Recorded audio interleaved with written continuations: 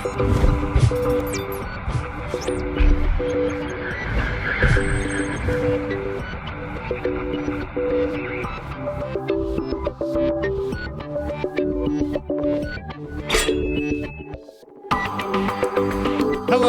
internet friends, and welcome to episode number 188 of Final Boss TV. Today we're talking about World of Warcraft still, or are we?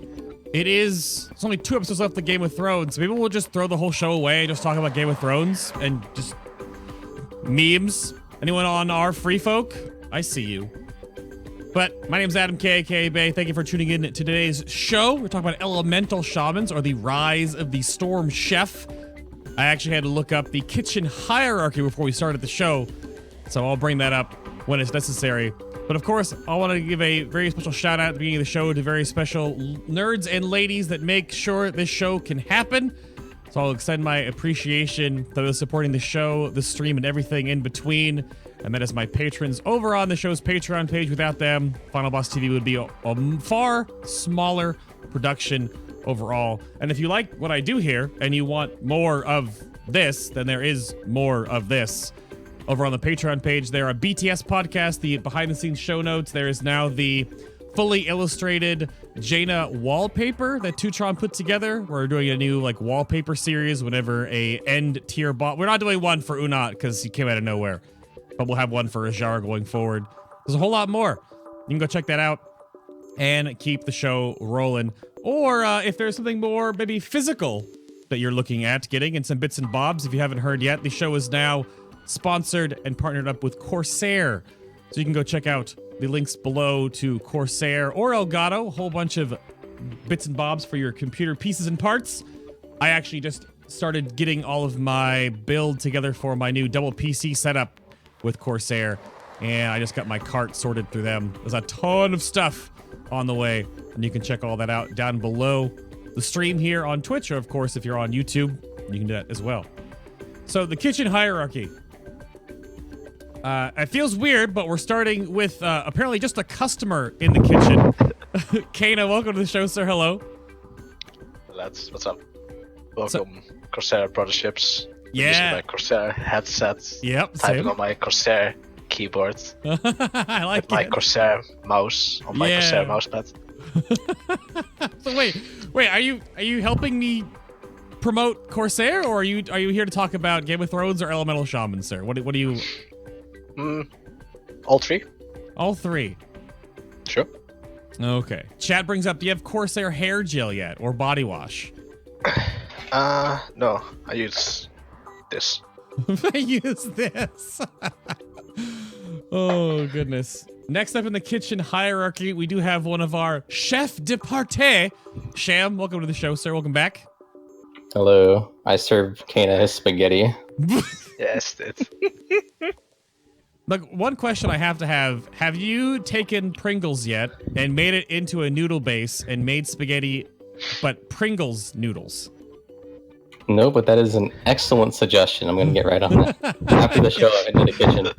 Oh, man. Well, as long as the Sous Chef, or the Sous Chef allows that. Gist, welcome to the show. You're the fresh meat here. Hello, sir. Hello. Hey, how's it going? Are you here? Are you here to make sure that everything that Blood Mallet and Sado talk about is brought together, and these two knuckleheads at least say what they need to say? Yeah, you could say I'm here to keep them in line to an extent. Wait. True, actually. I didn't sign anything. You gotta make sure. I mean, they're in the wings. No matter what you say randomly, the executive and the head chef, they will come for you if you say the wrong thing. So be careful. Oof. I'm gone. Crap. Oh yeah. But I want to go back around here real quick. We're gonna start with the new guy. Guest. Tell everyone what you do. What do you dabble in the internet? How long have you been playing the Elemental Shaman? And what resources I might be able to plug here at the start of the show that you are a part of. So, my tag is Gistwiki. I am the raid leader for Indestructible over on Kel'Thuzad. I've been playing Elemental since I swapped to the spec back at the beginning of Cataclysm. I started making my name in the community back at that point by writing the then official forums guide, and helping people with analyzing logs. And as time went on, I became a mod in the Earth Shrine, the Earth Shrine Shaman Discord as it went live, and I am also the writer of the wowhead.com Elemental Guide as well. Yeah, we'll definitely. Look at that! There it is. Yeah, we'll refer to this a few different times during the show, I'm sure. But it's incredible to see how much stuff goes into these guides now. I was bringing these up as a prep. There's a lot of things in here. How long do you think it takes to refresh these guides per major patches, or I guess expansion to expansion? How much time? Expansion to expansion, it's probably a good 30 to 40 hours of work over the course of several weeks. That's for a major patch. It depends on how much work is going into the class in a patch. So recently, it wasn't terribly much until they went and nerfed and buffed Azeroth. Right. Causing the shift from Echo of the Elementals to Igneous Potential, and that just kind of threw everything out of the window. There's a lot in here. Even though you're about to have a whole lot more work on your hands when the essences come in at 8.2. So it's going to be so much fun. Well, some of the stuff from the PTR right now from the raid testing is a little bit interesting. Yeah, Shadow Priest doing 280k DPS on 6 targets is pretty balanced. You know, No problem. just little things. Just little things. Yeah. Sham, all right, back to you, sir. Same question. You've been on the show a couple times. You're like the most chopped up meat right now. But just in case someone knows what you don't do or do on you. I started playing at the end of Wrath of Lich King, started raiding in Cayna, and I joined the Elemental Shamans at the end of Mists of Pandaria. And I've been playing it ever since then. For the most part, I don't really write the guides. I kind of, I look at them, I get feedback on them, but for the most part, I just, convert them into video guides, or I try to, spread information whenever people ask about questions or whatnot. I upload kill videos and stuff. I stream all my progression I raid in Big Dumb Guild. I actually get to play Shaman for once in a high-end guild. Very nice. Shaman's good enough to actually do that. That's a weird part that we'll get into. We'll get into that. Yeah, well, that's for later. That's for later. And then who's this last one on the show? Who's this guy? I don't know who this is. Who's this? Never heard of him. I don't know either. I'm Cayna. I read a method the world's second gold right now, Pepe Hands. No, come on. I'm a shaman made by heart, but even in the best tier of shaman, I still played warlock. And I have a method guide. That's it. Actually, I guess most people don't even know methods releasing guides again, and I made the elemental guide. Made sense. So after that, what's the? I was gonna say what's like the. Because when you did, I'm gonna bring it up right now. What is the? Don't you guys do it in a way of boss orientated stuff though, right? Don't you? Well, I guess it's mostly I guess I've played Ellie for a while, so yeah. I kind of know, and I've had a spreadsheet before, so I kind of the information is pretty okay. But I guess the biggest thing is just the way how I play bosses and the way how I view how you should progress bosses as elemental, which generally isn't min-maxing damage, but playing primal, being safe, and preparing for movement and nuking high priority ads. But yeah, there's that as well, I guess. Oh, that's right. It was the very compartmentalized guides. Yeah, with the new layout you guys have here. Yeah, it got released less than a week ago. Well, I mean, yeah. Got talent breakdowns. Interesting. Yeah. I can back my pieces. The world first kill. Sorry, I had to. Oh man. I'm never helping you guys again. That's You're the customer. That's just cruel, man. That's a sign. I didn't mean shamans. I meant BDG. Comfy's always help. Oh. I take it back. You guys are the best in my heart. You always have been. Aww. Especially you, Cayna, in particular. Thanks, bro. Love you too. That's not gonna help. That definitely helps. Does it's fun again. Yep, that's it.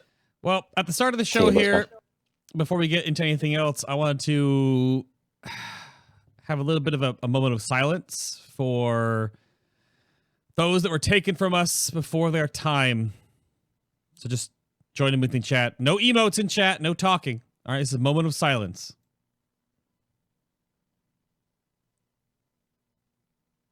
Wah, wah, wah. Wah, wah, wah. Wah, wah, wah. Wah, wah, wah. Wah, wah, wah. All right, we got there. Yeah, F's in chat for Gust of Wind.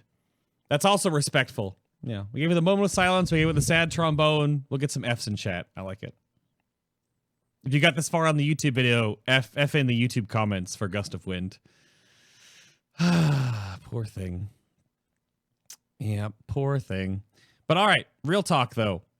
What was the last time, I'm going back to Sham on this one because he brought it up in his intro. What's the last time a DPS shaman was this prominent in the meta of the game and as widely accepted as it is now? The first thing I can think of was Iliayo back in Highmaul with Fire Nova nonsense on Mythic Cho'Gall, but then he got it nerfed, of course, because... I can't think of anything since then that was like an irrelevant boss. No. And that wasn't like, I think that was actually not as good as Ellie is right now. Because if you had like more than one of the enhanced shamans, it would just immediately reduce all of their damage and it would become less and less relevant. Yeah. Right now you want multiple shamans because they do great things even if there's multiple of them. Yep. Well, I guess the last time, I guess before that, like the real Ellie representation was Leeds back in Method. It was their average here. But that's also 25 men and it's a lot easier to bring a wheelchair sometimes in a 25-man raid. Wow. Not that Or not arms that to push Eddie, it. not that Eddie was wheelchair. Eddie was actually good back then, but It wasn't like super... You didn't see wasn't 5 super of them insane. in one raid. Yeah. yeah, exactly. But it was good enough to bring one. Stacking wasn't nearly as prominent, but still prominent enough. True. Well, so, I mean, guess I'm going to go with you on this because you curate this side of the Earth Shrine and the Wowhead Guide. So is this just flavor of the month, like flash of the pan kind of thing? Is it just based on because the newest encounters that are out there? What sort of stuff have you osmosed about how long this little elemental, the Rise of the Storm Chef, might last? It's all gonna depend on how tuning turns out next year. That's really where it's gonna be right now. It feels more than anything that our numbers are tuned to let us shine, and there isn't a particular mechanic that holds us back. So you could talk about most of Legion, how you had the various soak mechanics that Elemental couldn't really handle, that even when numbers were tuned to be a bit better, that we couldn't really shine on high-end progression because we couldn't contribute in that way, and there's not something like this getting in our way right now. So you combine that with the really strong numbers, as we're one of, if not the strongest single target right now for the harder bosses as it stands, and you have what we've had through progression on and up. So I can't really bring this up on stream. In prepping for this show, well, it's Sato's notes. And Yes. there is, I asked other potential guest, Satozai, who was going to be on the show, potentially Sham was trying to get it, but then some IRL stuff came up, so not here. But I said, well, is there anything you want me to talk about on the show, or like little bullet points you want to bring up and put in the show notes? And the show only is aimed at like 90 minutes to 100 minutes or so, roughly. We go a little over that most of the time, but sent me a 4-page Google document. Yep. That sounds like Satozai. And there's a lot in here, but that's one of the big parts of the top of this page. Is the key underlying issues is things like Lightning Bolt doing too much damage, the redesign, I guess that the spec is sort of propped up on Igneous Potential IP traits and making Lava Burst actually worth it. And there was a back and forth because even in beta, there were builds that were coming up that you just ignored Lava Burst entirely, which I guess is a back and forth on how Blizzard can balance the builder being worth it, but then the spender or the proc also being worth it. But Sham, do you want to pick apart any of these notes about the numbers? Kind of like what Gist was going after. If there's some you brought it up in the preamble of the show. So this is your little moment. You had this. So a lot of like what makes Ellie good right now is, as a lot of you probably know, Igneous Potential, as Gistwiki mentioned, and that is because having 3 of them literally doubles, potentially more than doubles the damage of Lava Burst. Yeah. And that really suits us when we have other traits like Lava Shock that increase our single target damage when we have multiple Flame Shocks out. And then, for example, like Mechatork, Stormwall, Jaina, Cabal, and Uu'nat, all these really hard bosses have all had multiple targets you could Flame Shock without harming the raid. You harm yourself a little bit on Mechatork, but it ends up being worth it, I think. Yeah. So it suits our new playstyle like perfectly. And that's kind of what has made Ellie like suddenly rise. But without that, if we don't have Igneous Potential, for example, it's not even worth using Flame Shock on other targets for single target damage at all, unless you have Lava Shock, and that's still like that wouldn't even be that big of an upgrade. Like Lava Shock isn't as good as I think people actually make it out to be. But without Igneous, we suddenly end up finding ourselves in a situation where we aren't playing Ice Fury either. We're playing like some kind of Stormily build or something along those lines. Yep. And our movement ability goes down significantly. Our ability to like funnel damage goes down significantly. The only thing we really gain is the ability to do AoE, which isn't really that useful in most raid encounters, especially hard ones. Like look at the 5 bosses I listed, there's 0 AoE in like any of them. A little bit on Untitled, I guess, but if you do some strats, there is. We haven't had the AoE on Jaina. It takes us back to kind of where we were in Uldir. Well, but with everything else we had nerfed as well. That's going to be interesting. Exactly. We'll have to see how the meta shifts, because with the Jaina nerfs coming in on Tuesday, you can finally go Ice Wall, Nathanos, kill the Water Elemental, kill the baby Water Elementals, then interrupt Jaina because the Gathering Storm just won't start stacking, which means a totally different fight now. There'll be no more race. The method strat could be happen, but there's no reason to. Maybe not. We're going to try it after the reset. We have to. You still do the method strat. But I think we're just going to keep doing what we were doing, but builds that are progging right now could probably change it. I think what you're just going to do is exactly like you say. You kill the elemental, you kill the small elementals, and you play easier phase 3. Well, right. You literally still do the nuke tactic, but you just don't cancel Bloodlust, and you just nuke her. Right. There was a guild or 2 that were doing that even before these nerfs. There's some ridiculous 11-minute long kill that had it. That was a combination of doing that and the boat strat that was killed a while back. Right.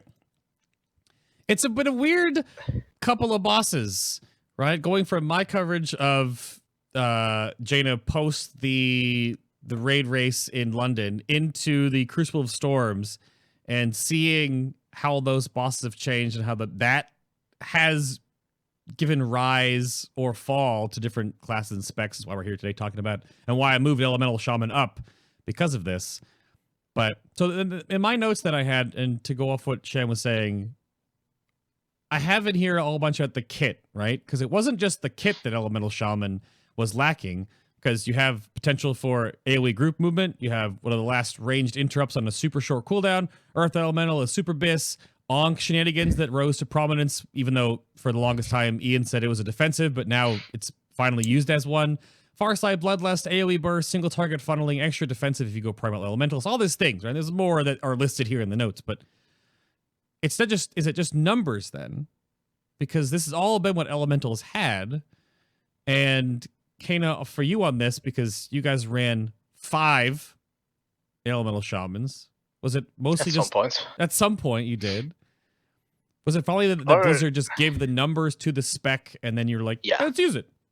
So out of all of those things you've listed, funneling is Azeroth traits. Speed boost is rarely actually needed and generally less valuable.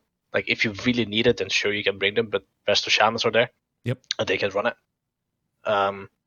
Honestly, the main reason we actually ran the speed totems on Uu'nat was not even that we needed the speed totems, it was that you couldn't run Nature's Guardian because we had to sacrifice ourselves, and that thing many times screwed up our sacrificing. So it's like, it's literally just numbers. Like, funneling works because we have numbers. If you don't have numbers, you can funnel the best that you possibly can, but because Flame Shock CD, it's still limited to X amount of targets anyway. So if there's 8 mobs spawning, it's not like we're gonna, it's not like, and we have a resource as well, so it's not like Affliction Warlocks that dot 8 targets and then drain life into drain life into drain life.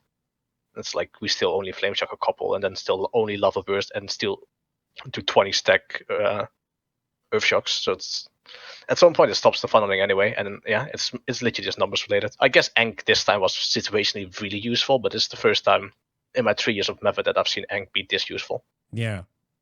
You guys have used historically making strats that had death as a resource before fights were like, hey, death is a resource. So Yeah. you've always done that, but it never came down to Ankh was a resource, and I guess until Uu'nat, really. Yeah, it's just with Ankh, like obviously the 30-minute city. I mean, obviously beforehand you could reset it, but even then, like the last fight I could actually see Ankh be like really useful, sacrificing wise, was Kill Jaden. Mm-hmm. And I mean, imagine running an Elemental Shaman on Kill Jaden, to be honest. It Well, wasn't that hard I before. did. It wasn't that hard before the rework. After the Yeah. Stormkeeper rework, it actually became pretty okay. With the Gamble build, you could actually do quite a lot, and you had Gust of Wind back then, which helps you a lot. But that's also gone. Yeah. I guess it doesn't sound like, numbers aside though, playstyle definitely shifted from one expansion to the next. So it's works though, right? I mean, I've been streaming and playing this Elemental the last couple of days, prepping for Restless Cabal, but then Restless Cabal and Uu'nat are getting huge nerfs, so I might not even need to play ranged. So, but the playstyle you have right now that you guys have distilled and figured out, and the couple of different talent builds that do change a bit of the playstyle, it's in a good place though, right? It's just that the numbers are a little high. I play a lot of classes and specs, and I know people like Deep Shits and whatnot and Liaiju that also play it, and they play like different classes as well. Everyone agrees that Elemental is probably the most fun right now. It's a super fun spec. It's engaging. There's different procs. You can have many different things active, and like there's a skill level. Like there's more skill level, I guess, with Ice Fury than with Primal. But there's definitely a skill level because you have so many things to choose off, and you have to do the correct choices. And every single time you screw it up, someone else is going to pull ahead who does it correct. So it's engaging. It's fun. You can plan around a lot with the movement with Ice Fury and all your procs and like they said, like it's useful in different situations. Like you can AoE, you can funnel with cleave, and I guess the biggest weakness is just like your multi-dot capabilities not as useful. But other than that, it's a good solid spec. Like it's really fun. I like it. Keep it like this, please. Yes, please. Please.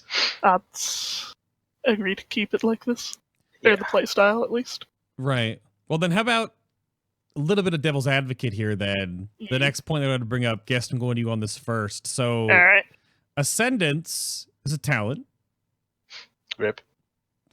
And I put on here how we maybe don't miss the baseline anyway. Now, if it was baseline, it might change how things work, but right now it's a talent. I don't think there's really any cause for it. I think there was earlier stuff in the end of Legion, there was like the Mythic Plus single target build, and then there's the potential for it, I guess, in the same situation now, but So Mist to Warlords to Legion to Battle for Azeroth, every expansion, some of the specs do see some change and waffling. And I think in Blizzard's case with Elemental, it's how they want Earthquake to work or how much sauce they want you to throw around. Now we have the cooldown with Earthshock and only ever have juggling 3 of them. But is there anything from previous expansions that you would want to see returned? Or is there anything right now that you would insert PogChamp here, want to see removed, and maybe swap with what you want returned or anything like that? Guess what do you have?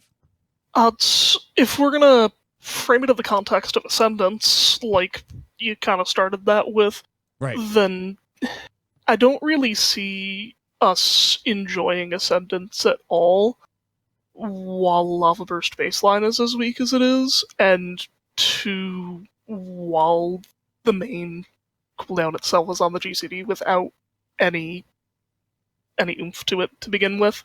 It never feels good when you're just standing there doing nothing, and it's always been one of my biggest complaints with that particular button. So I'm not upset to see that it is and has been weak pretty much the grand majority of this expansion. So far as what I might like to see come back, I don't know, I'd love personally, and I know Sham's going to disagree with me on this, to see Flame Shock lose its cooldown again. I think that we would not really... There's not really a huge benefit to it, because Flame Shock as a dot isn't terribly strong, and our funneling capability kind of tapers off after 3 Flame Shocks anyways. So the cooldown itself is more a point of aggravation than it is anything else. I'd rather be able to set those 3 Flame Shocks up when I have the opportunity rather than just sitting on the cooldown for it. I wonder... I think Yeah, I was going to say, if they do that, and you had before, I bet you they would probably reduce how long Flame Shock lasted. And that was one of the weird points about Legion without it, is that you would have to go into the rotation periods where you just be refreshing your Flame Shocks anyway. With a shorter duration? I don't know, but what did you have, Cayna? I would prefer that, because if you play, for example, the fight now, let's say you progress Conclave, you're almost useless on the Raptors. Like, you would have a 15-second Flame Shock running on the boss, and you would refresh that Flame Shock, then Flame Shock again the second boss, fully, like, without Pandemic, just so you are able to Flame Shock the Raptor when it spawns, and without losing Flame Shock on the boss. I think for target swap reasons, it's just extremely inconvenient, and I dislike it a lot. Because there's nothing worse than lava bursting an ad that you know that has to die, and is more beneficial to your raid, without being able to, like, always empower your Flame Shocks with 100% crit. And I think that's an infuriating thing. They did, just to double check on that too, Blizzard did have that hotfix that fixed a little bit of that functionality, where if you do fire off a Flame Shock hard casted and then Flame Shock the target, it will crit. But obviously if you Lava Surge proc into something, you're on the global, so you can't Flame Shock it while it's in the air.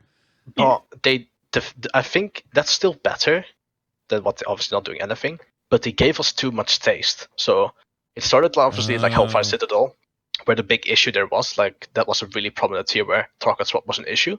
And they gave us the argument trinket, right? So on fight split target swap, you would have the long duration Flame Shock, and then you could save your Flame Shock for the ads, which was a bit of a fix. And then in Legion Beta, they hit us up with the first, like, Flame Shock didn't have a CD, so you would just go around Flame Shock, everything was amazing. Then they gave the best change, Lava Burst doesn't need Flame Shock anymore, which made me really happy. And then they were like, nah, screw you, we're going to remove it, they give you this little thing. So, like the last week of beta. Yeah. Don't forget the period of time in beta where Flame Shock cost Maelstrom and increased the duration based on Maelstrom's stat. Yeah. Okay, that wasn't the best thing either. That was not. I don't know, they gave us like... no, that was Legion Beta, I'm sorry. That was Legion, yeah. That was Legion Beta. They gave us the 2 things that we really enjoyed, and everyone was super happy with it. And they removed it. Yeah. And honestly, I think... Go. I think ideally for me, I would like Flame Shock to have the cooldown, but allow Lava Burst to crit without it. Because I don't like being limited on my ability to deal damage to add this spawn, but I kind of have begun to enjoy the gameplay of, like, maximizing when I refresh Flame Shock to make sure I have it up on all the targets when they're spawning and stuff. It's just like the inconvenience of not being able to Lava Burst if I do mess it up, or if I have something spawn when I need to refresh on the boss. It's definitely frustrating. But with the current build, it feels really rewarding to be able to manage it properly in the fights where you can, like Uu'nat, for example, when an ad spawning in 6 seconds, I refresh on the boss, get it on the ad, and it's like my damage is doing way higher than I would have if I just waited for the ad to spawn, or vice versa. Yeah. Where it does feel rewarding to do it right, but it's also really frustrating. So it's kind of like, it's a balance there. I don't know. I think the best solution would be to allow it to crit without it, but I don't know if they're going to do that.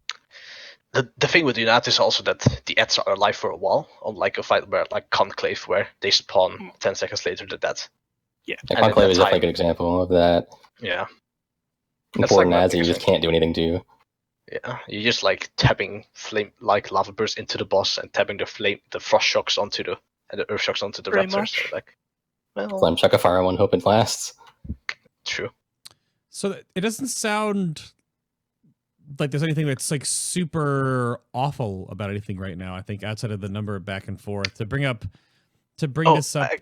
Is there one more thing, and that's actually on the topic of Gistwiki with Ascendants. Mm-hmm. I think the biggest issue with it is it doesn't work with talents; it works against talents. So while you have Dark Lair for Warlocks, boring CD, but you can combine it with the Mystery one, like the Dark Soul Mystery, it gives you big haste, put your dots up faster, bigger burst, it makes the pet stronger. Meanwhile, we summon Storm Elemental, and we're like, well, I'll pop my Ascendants 30 seconds later, buddy. Exactly. It doesn't work together. Imagine if you could like pop Storm Elemental, go into Ascendant, and start ramping them Lava Burst. You'd be like a Lava Burst machine. It works against Stormkeeper, it works against Storm Elemental, it works against Ice Fury. Fury, it works against, to an extent, Echo of the Elements, but it kind of at least works a little in synergy with that. Not a lot, though. It works against a lot of our talents. It's inconvenient and very kind of just boring too. Like, you hit the button, then you're just Lava Bursting for like however long. It's super like normal cast speed. There's no haste increase or anything. It doesn't refresh Flame Shock, so you have to refresh before you go into it. It's just Lava Burst hit the feels like it's a little bit harder. It's not fun. It's not cool.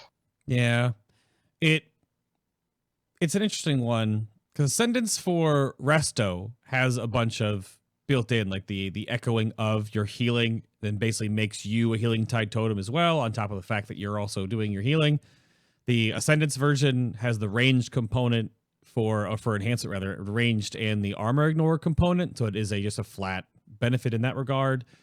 But yeah, the elemental version, I think outside of whenever I used it for single target builds back in Legion with different legendaries, I don't know. It is the weakest one for sure.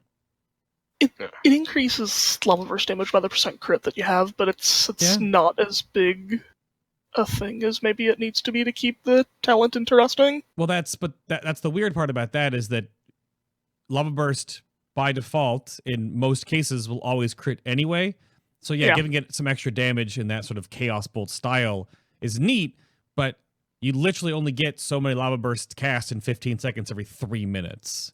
Yep. Is that enough oomph to make you care about it? Because you're not going to just gear crit as your main stat all of a sudden for a 3-minute cooldown. I don't think anyway. Nah.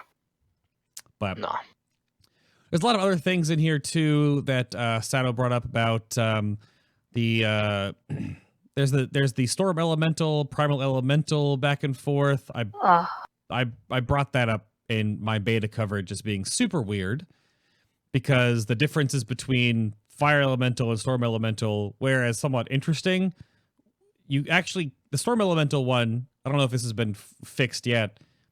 The fact that it hastens your cast speed but doesn't impact the GCD at all literally means that after so many stacks, it doesn't give you any benefit whatsoever during its duration, which makes no sense. It does affect the GCD. Does it now? Oh, that was fixed time ago. Yeah. Oh, okay. I want to say that was fixed before 8.1. Well, it's been a while. It fixes on the lightning bolt and chain lightning, not on your earth shocks though. Yeah, that earth shock feels weird. That's the biggest pet by hands. You just like tick tick tick tick and then because it only impacts lightning bolt and chain lightning. Because you get down to like 0.5 second lightning bolt casts, and all of a sudden, my regular slow GCD with earth shock. Yeah, slower in that regard, but okay. Huh. Very weird. There's so much more on this that we could go into, but there's no way we can back and forth the show. Hopefully this kind of feedback gets run around. I would imagine this stuff is going to be in the Earth Shrine Discord, though, in some regard. But probably. How about, was there anything else that you guys wanted to return? I mean, I think Gust of Wind is the back and forth. Yeah. But was there anything else that came up, Sham? Did you have anything else that you want to see again brought back, or? I actually kind of like to unleash elements. I don't know how that would fit into this current toolkit, but it was pretty fun to instant cast ability you can do while you're moving, and then like get a bigger flame shock. It also increased your movement speed, I believe. So I could definitely go for that coming back. That was something. I think that was a talent or something. I don't know. Yeah, it was a baseline ability. Or it was a talent at first, and then it became a baseline ability. And it was okay. Yeah, all shaman had unleash something. Yeah. And it was unleash flame for elemental. Well, it would unleash your weapon. It was unleash element. Your weapon imbue or whatever. Mm-hmm. Back in Cataclysm, and then they split it to unleash flame, unleash life, and unleash wind. Right. Anyone remembers Elemental Fusion with Unleash Flame and the Archimon trinket? Yeah. Then Flame Shocks did. Oh my god. Nice. Yes. So juicy. I remember the pandemic issue with lava lashing and bouncing flame shocks, having them last for the entire raid encounter after you set it up. Oh, I remember that. That was fun. Yeah. Chat brings up Oh, not lightning bolt while moving. Oh, to not bring that back. Not bring it back, yeah. Nah, I that's wouldn't too want that. OP. Yeah. I just I don't think would- it's fun. It's not fun, but it's borderline overpowered. Straight up, it'd be like one of the best specs forever. Then, like, cause you can literally just like assign it to any job. Like the job described it for us on the Uu'nat with like the walking around and picking up storm people. Like that could just be an Elemental Shaman Right. without That's- DPS loss almost. Definitely agree that it's too strong to come back. I don't know. What we'd have to give up to get it back is probably too much, so I don't know that I'd want it to. I would like to see Gust of Wind, though. I'd Yeah. give up Ascendance for it. Yeah, there you go. I'd give up Ascendance for Gust of Wind or Lightning Bolt on the you move. There can't- you go. Exactly. You True. can't give up something you never use. Hey, I that's mean, not you true. can. The Asia not that guilds it's fair used that trade. on Uu'nat. They killed Uu'nat with 3 Ellie Shamans running Ascendance. But they all did like 0 damage. Oh With like no. 22 Cut, DPS. cut that part out. Cut that part Wait, out. Oh, yeah. wait. Which Elemental Shaman were using Was Ascendance? Which one? It's- Which hill was it? It was a public log kill. I don't remember what the guild was. It was one of the Asian AFKR guilds. then, if it's public log? Yeah, I think so. I think it was AFKR. They had like 3 Ellie Shamans and they all ran Ascendance and their boss damage was... What? It was like dead last in the group. It kind of went to Yeah. show how bad Ascendance Skyline. was. It was Skyline. No, Skyline. Yeah, that was it. Yeah. Oh no. But It- why? that's always... That's like what people... like because I get a lot of questions about the competitiveness of the Asian guilds to the World First Race, and I'm always like, they do random things a lot. Like Ascendance and... They have like a bit of a back in different two- meta. Yeah, like back in Tours of Garrus, they were like stacking Holy Priest, and we just had like Disc Priest absolutely popping.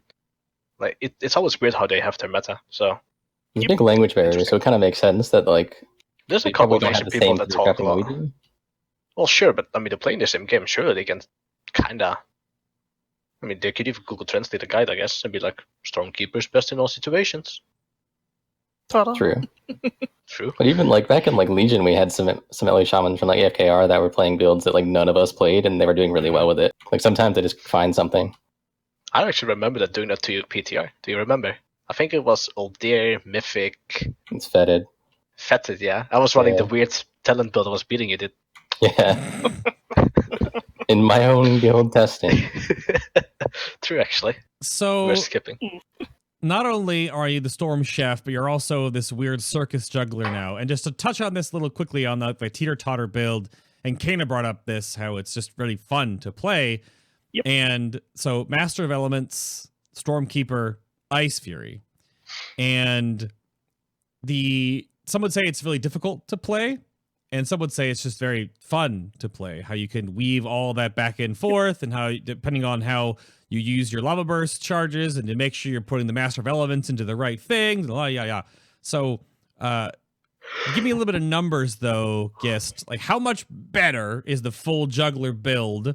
But then also, how much more fun is the build? So, when you're talking about like whether or not you play that build in full versus another build, that's the main thing that people swap is Ice Fury for Primal Elementalist. That's kind of the main swap that a lot of people will make when they're looking to play something else. And Ice Fury is noticeably more involved than Primal Elementalist will be, but they're both really fun in different situations, I think. It's if you're going through, say, a boss where you are funneling, so something like Cabal or Uu'nat, when you've got 3 Flame Shocks running, you've got your Fire Elemental up, you're going to be swimming in Maelstrom. And you don't have to worry about not being able to, say, use all of your Ice Fury charges if you're running Primal Elementalist in that way. You just don't get to use the talent when you have all those Flame Shocks running, which is why Primal ends up being better, because on paper, in just a straight single target scenario, Primal tends to sit within 1 or 2% of Ice Fury. And when you aren't using half of your Ice Fury charges, it's not worth it. But so far as fun goes, I personally prefer Ice Fury. I've definitely played it even when it was worse than other talents available at times, just because I enjoy the playstyle. So for me, it's significantly more fun, but numbers-wise, it's pretty close. Okay. That's a bit more of the back and forth. Well, what? Cayna, go ahead. I don't know how other people think about this, but I think Ice Fury is boring, but it's fun with Master of the Elements. Oh. I like the weaving.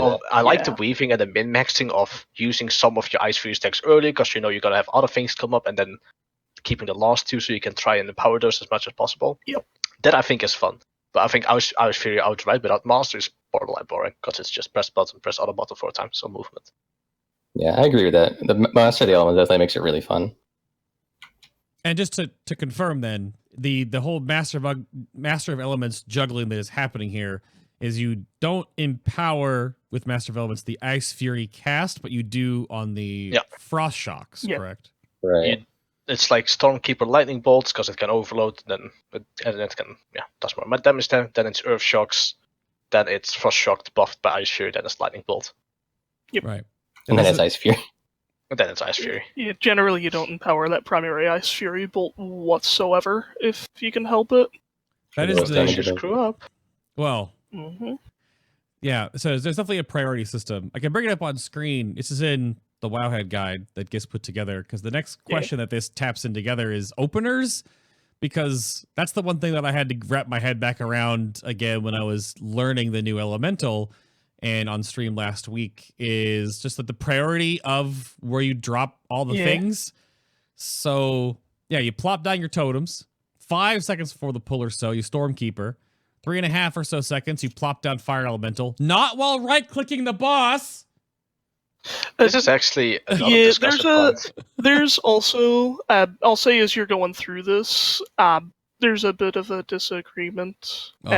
If you look between a couple of the different references, so if you bring up Ice Veins or Storm, Earth, and Lava right now, I think we've got Fire Elemental after Ice Fury? the boss is pulled, if memory serves. I think it was it's either Lava Burst, Lava Bolt, Lightning Bolt, and then I think it's Fire after Alley, the Ice Fury cast, if memory serves, is where we've got it on Storm, Earth, and Lava right now. That's the difference between the two of them is like within the margin of error. I'm pretty sure. Oh, is that because you don't waste the uptime of the Elemental in combat? Effectively. Okay. That's I personally keep it there in the Wowhead guide mostly because mostly for 50 reasons. One, if you're running Primal, if you know how to play with it, you can actually set the Primal Elemental to precast and it won't pull the boss. And two, because depending on how far out you're precasting Stormkeeper, you can end up wasting a Stormkeeper charge. I've actually gotten that feedback from people before, so I've decided to kind of keep it in the front so that, because Wowhead more than anything is to help with people that are just getting into it. That's been, at least to my understanding, a lot of the people that are going through the guide. So it's much easier to pick up that way than it is to, say, try and drop that Fire Elemental after. Yeah, there is. I brought up... And the difference is minimal, at best. I guess the only caveat to it is, if it's a fight like 2 target bosses, you probably lose a bit more because of the resource regeneration. Yeah. So, like on Cabal, you'll lose a bit more. Because you'd want to have your Flame Shocks up when you cast your Elemental. Exactly. Yeah. Interesting. There's a couple of different things like that. I guess there's probably a difference between openers and priority on multi-targets versus single targets, like Patchwork versus a council fight. Okay. But that's why I just brought up on screen. Storm, Earth, and Lava is also a great resource. So there is a little bit of back and forth there. But I think outside of those minor things, which may or may not teeter on certain fights. So, okay. A lot. It's kind of the problem with writing a guide, actually. The Icy Veins guide writer chiming up there. That's the difficulty with writing the guides. I absolutely agree. Is you have to balance being exactly optimal with being friendly to people that are just getting into the game and into the spec. Exactly. Yeah. Because, like, I want to make sure people can do all that they can, but at the same time, I don't want somebody to lose a ton of shit because they're trying to be optimal and screwing it up. Right. Exactly. It's a balancing act. This goes a little bit deeper than this little small topic that I had to bring up then about, and it's actually funny. I refreshed Twitter on my other monitor here when I was moving around things, and Bink, ye old Binkenstein. Oh boy. Binky. Well, he just says he replied to the show going live and just says Elemental sucks, the end. But in context, he's talking about because the damage output is broken through stacking, multiplying effects, and as soon as that mega stacking is nerfed in some way, Elemental will be on the bench tier again. Because my topic was the Elemental Shaman and the Azerite armor traits, and essentially that is one of the biggest, which is, in a way, that's the system of the expansion, though. I don't think he's necessarily wrong, because I can see a lot of classes that could get easy, like, rebalance of changes, like Warlocks. Okay, if you nerf a level to the mines, maybe Affliction becomes a little bit less nicer in funneling fights. Maybe you play Warlocks instead with, like, the Immolate trait or something. But he's completely correct, because it's really easy when a class becomes super strong damage-wise to forget about the internal issues it has, and it's quite true. If you nerf these traits, and elemental damage output is not the absolute highest in the game, the class is just a bench spec. It's useless. It doesn't bring anything to the team unless you need speed totems or possibly Anks, which generally Anks and speed totems are brought by Resto Shamans. Yep. That's like everyone's fear right now, is that they just nerf the trait and don't compensate in a proper way, and we just end up right back where we were. Which useful. Which happened in beta with like the shock. I forgot the full name. Synapse shock. Yeah, it was hideously overpowered. It gave you like 1,000 intellect per trait or something at super early item levels. Nerfed by 85%. And they nerfed the traits so hard, but they never compensate buffs, because without the trait, Ellie wasn't that strong. It was like lower of the middle of the pack. Right. Okay. And they nerfed it, and then suddenly Ellie became useless. And you're like, well, what do I do now? So I really hope that if someone is watching and you're listening, I understand you need to nerf Ellie. I'm fine with you nerfing Ellie. Compensate buff it. Because I don't want to see the spec. I love the spec. It's so much fun. I want to be able to play it. And I don't want to sit there like, well, goodbye again. Yeah, it sounds like they need to move base damage into Lava Burst, which they could just take from Lightning Bolt. And potentially figure out how they want to work on the extra damage sources you have there that are, like we say, Ice Fury with the scaling on Frost Shock, and maybe Master of Elements and the almost requirement to weave, and then maybe even Lava Shock. 'Cause that was my other note here, is that where does Lava Shock play into this? And to make the triple IP, triple Lava Shock Azerite traits even work right now, you can only get one from raids. The other two are going to be random off of the... Yeah. They're either M+ in your cache or from the vendor to even make the build work. Because I don't think Lava Shock doesn't really come to a head until you have, is it 2+ though, really? I don't know if you have the math on this, or is 1 enough? Or meh? So any number of them is good. Okay. It starts to get really good when you get to, I think, Sham, correct me if I'm wrong, I'm pretty sure the numbers work out so that, like, on 2 targets like Cabal, you stop using Earthquake on those 2 targets entirely so long as you have 2 Lava Shock traits. That's and I don't think it's worth to swap from Earthquake so long as all ticks are hitting both targets when you only have 1. I think that's right. It's true, but you would still kind of, with 2, I think you would still kind of weave in Earth Shocks to, like, get when you get 20 to, like, get stacks. Yeah. I have a picture. You have a picture? You have a picture of the effect. I have a picture. Well, Excellent. This is what the subtle side link is. Yeah, I think I've got that somewhere too. That's a good picture, yeah. Yeah. Wait, is this... I have to vet this picture first. Hold on. Yeah.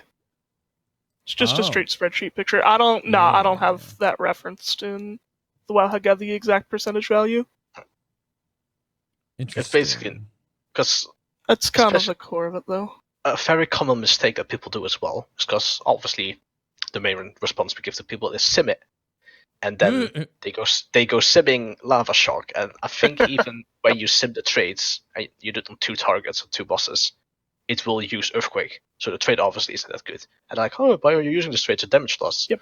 If you sim it, you need a funneling APL, which can be found somewhere in the Shaman Discord. People have it, and they'll link it to you. Try to pin that. We should probably pin that. Should I pin it now? I'm gonna pin it. Yeah. I'm just gonna go pin it right now. If I put it in the fact with like an explanation on how to actually use it, though, because most people aren't going to know how to use that. Yeah, I should probably do that. We'll do that after the show. Good point. Yeah, definitely. Like, it's a super good trade in the situational use, and you just need to know how to actually sim it, and then you'll understand it more. No, it's an interesting build if you can pull it off. I think I was looking at a whole bunch of different armories, and I was told that one of the reasons why Potter stayed elemental for your Uu'nat World Second. He was the best geared. He had all three. He had triple and triple, I believe. The thing with Uu'nat is there's a difference between the trades that we would run and probably to Pieces. Pieces ran 3 Igneous, 2 Lava Shock, and then Astral Resonance for the Bloodlust trade. Yeah, but they killed the boss a lot faster as well.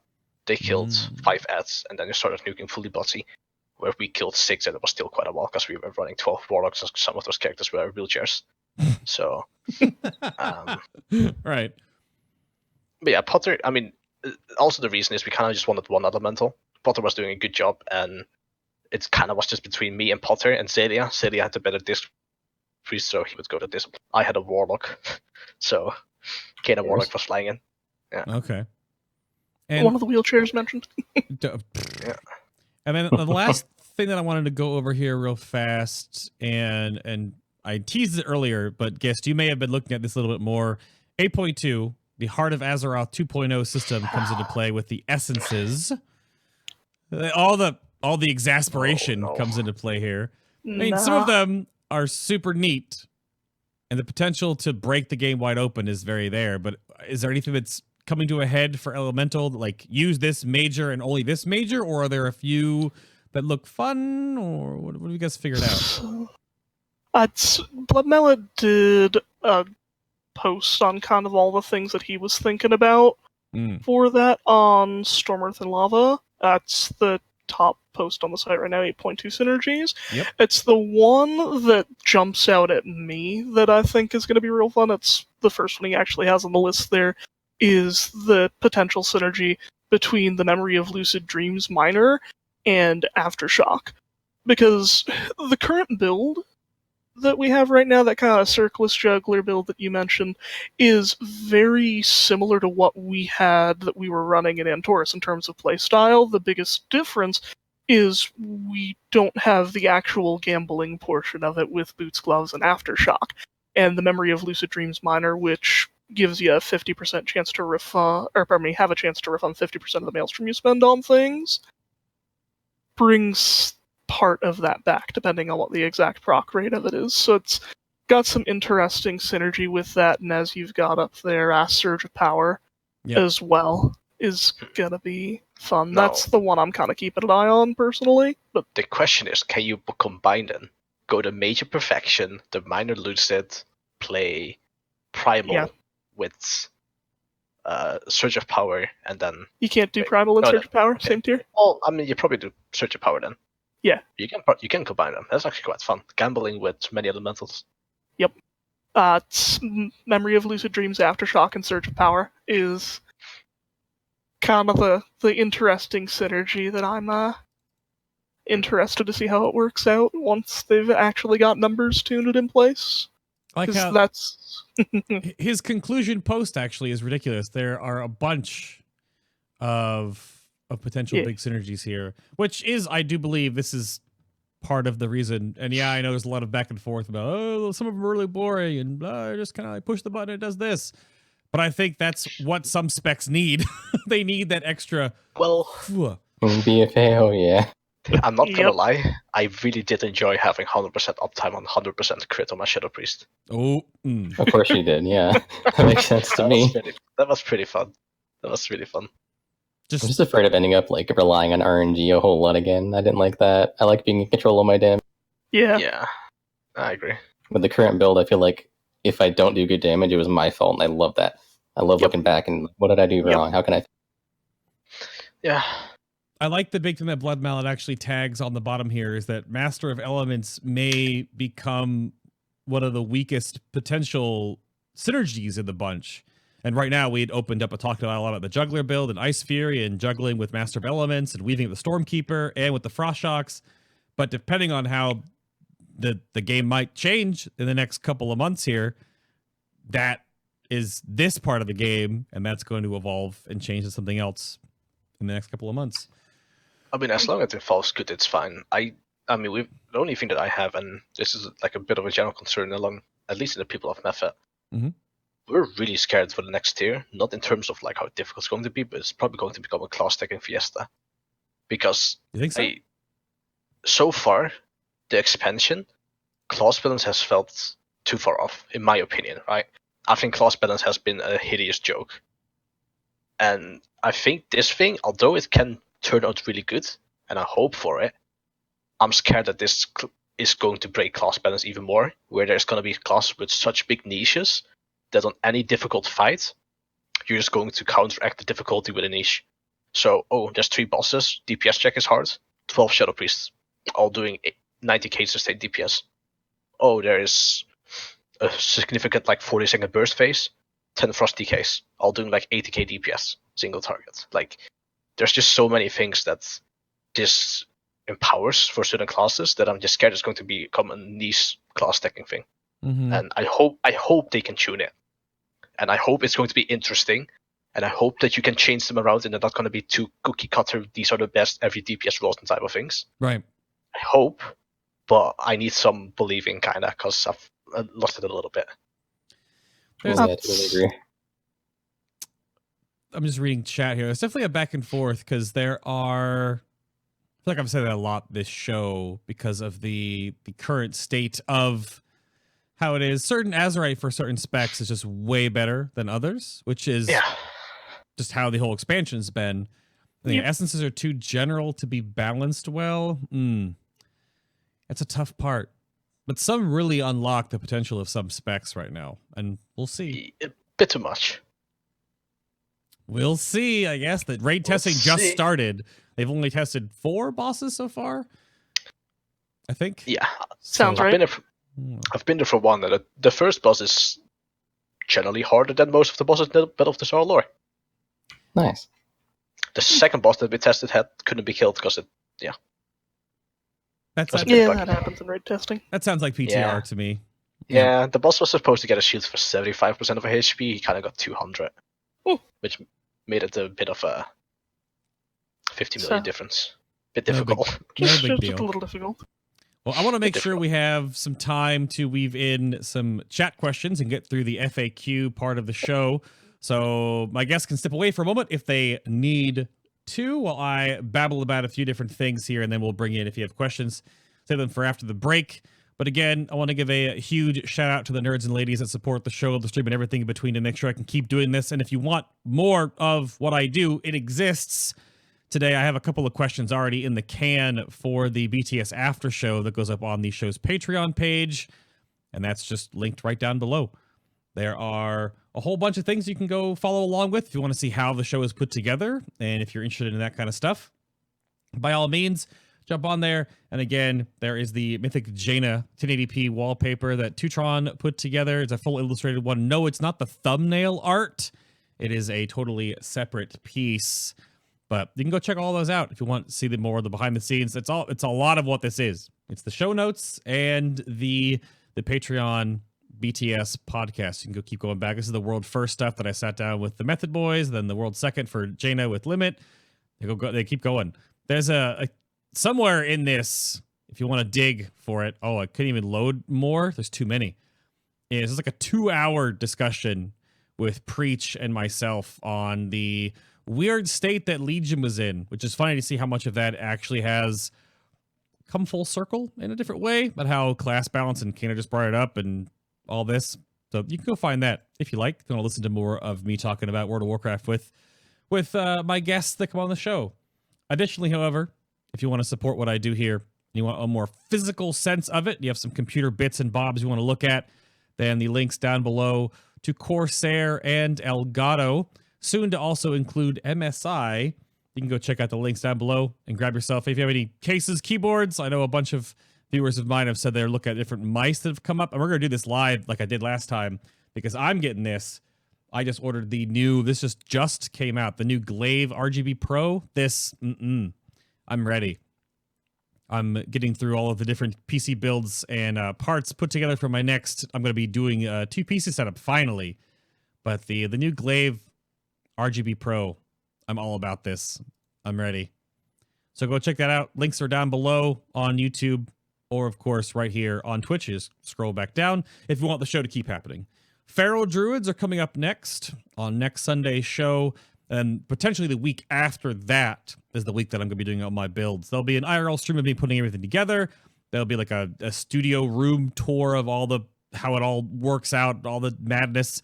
So there'll be some streams, but there's to be no live show on the last Sunday of this month because I'll be building and recreating everything. But I think that's about it. I got some more notes here we can go over. But if you missed any of the shows, this is the one question I get asked sometimes. Of course, the VODs are here available for subs, but everything gets archived to the show's YouTube. So if you've missed any of the past shows, they're all on YouTube. If you want to go back and listen to any of the previous ones, then they're all right there. The side content that I put out, kill videos from my point of view, and all the live shows 2019. Everything gets playlisted and archived. You can go check those out and take a time capsule. Just don't go back too far. Like, stop at like 2017. That's where it is. Oh god, that's pre-beard Cayna. Oh no, Cayna, you used to have no facial hair. Oh my god. Who is this? Like a baby. Just go down, just keep scrolling. I'll just scroll away from it, yeah. But chat, if you have any questions for our guest today, then please feel free to toss those in chat. Because I have some nitty-gritty that I can scroll down to that I can weave in here, and then we can ask your questions as well. It is a boys. So let me see. This came up a few times in the show when you were talking about it. This is not to go off of Sham's name, but he gets to ask this first. When you shorten Shaman, how do you shorten it? Is it just Sham, S-H-A-M, or is it Shammy with an I-E, or with a Y? Sham, what do you... Because of my name, I don't shorten it because I confuse people. Oh. That's the one. I just say shaman, but some people call it shaman for some reason. We don't really make it smaller, but we say shaman. Yeah, shaman. What the heck? Everyone in Method says shaman. I say shaman. Shame. Ding, ding, ding. Mostly. Shaman. Yeah. Well, Gitz, you're the last one. Yeah, I'll usually just shorten it to Sham. Sham. Because, yes, it's easy to remember. It's not Sham, though. That's my name. I say Shammy a lot. Shammy? But is that with a Y or an IE? With a It's Y. not with a Y, it's a sin. Y, yeah. See, yeah, he sees. Yeah. With a Y or you're wrong. Exactly. You two are idiots. Oh, man. That's a real question. Now, chat, who uses an IE? Hey, all right. I'm just going off different questions that I can figure out and put together from Discord and Twitter and stuff like that. So, I don't know if this is bait. Is this a bait? This is a bait question. Okay. Does Sham think it's important to track the exact timers of flame shocks? I got flamed That in our is bait. Discord for not That is having that. Oh! I do think it's important. I just didn't know how to do it, so they showed me how to do it like a week ago. It's very important. If you don't have it, get OmniCC. It's very good. Oh, well, I actually put my debuffs on my V-bars to see because I knew if I was going to play Elemental that I would need it. I track everything. Check out. Yeah, Cool. well, I saw your UI when I was doing the Crucible of Storms. Yeah. What's wrong with my UI? There's a lot on there. Even though most of your POV was Warlock. Well, so I have my class stuff I've really nicely sorted, but then when it comes down to the boss recores, they're everywhere. Because those type of things I don't care. To me, UI doesn't need to look pretty, it just needs to be useful. So if I want to have the biggest freaking bar, the top side of my screen, then I'm gonna have it there. And if you don't like it, then rip me pepperonis. It's not Scott's UI. Nah, Scribe UI, yay or nay. Actually, Scribe UI is really good for what he has to do. Oh no, Scripes is good. It's Scott's UI. Scott's UI, I still don't know how he plays the game. Yeah. I still don't know how he plays It was the game. wild. It's like an affix, dude. You can't see anything.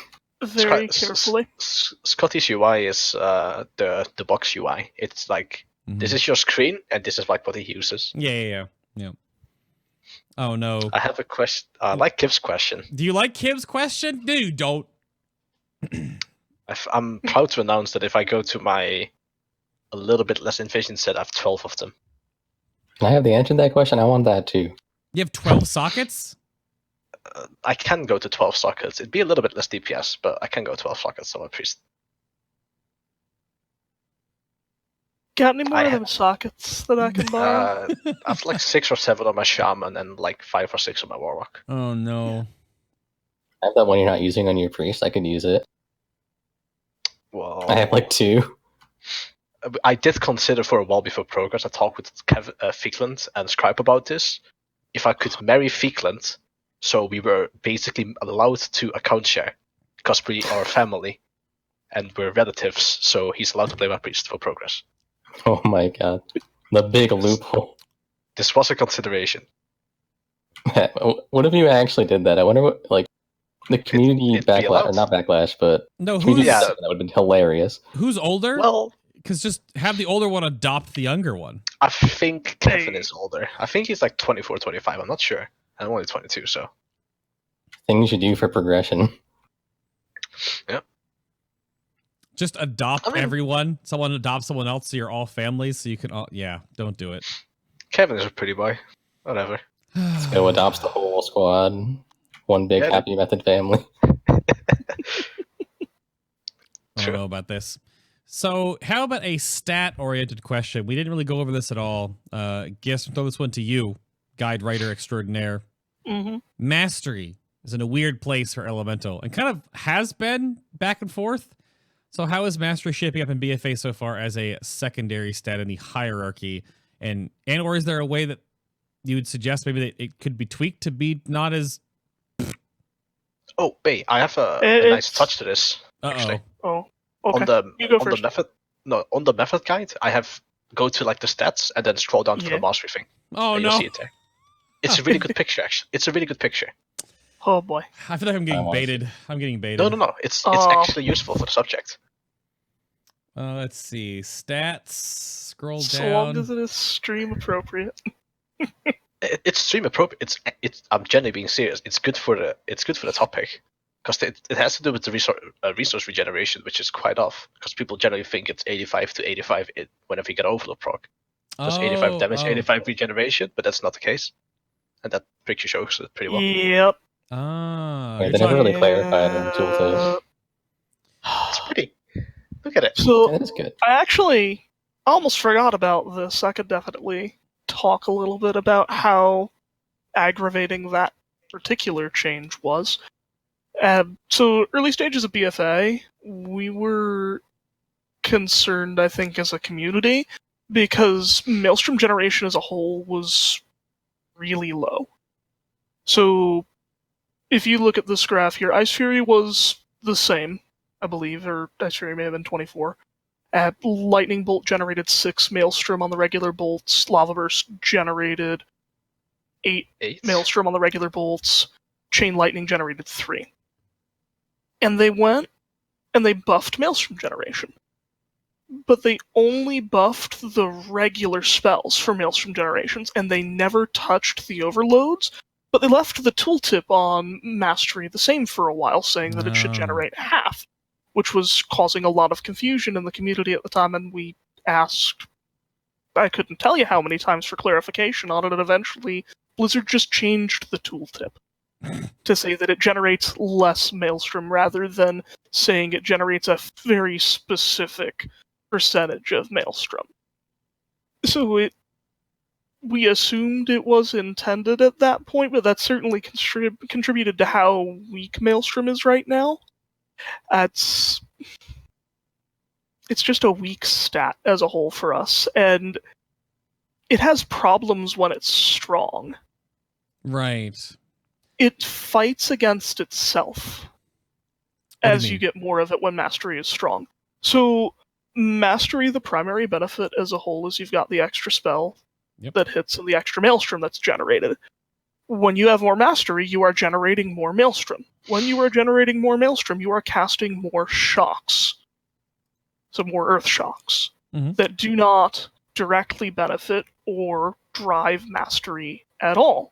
So the more mastery you have, the less generally you are benefiting from that mastery. Because you are casting more earth shocks in that way. It's kind of a weird stat as a whole. I don't know. I like it thematically as a stat, but it just feels weird.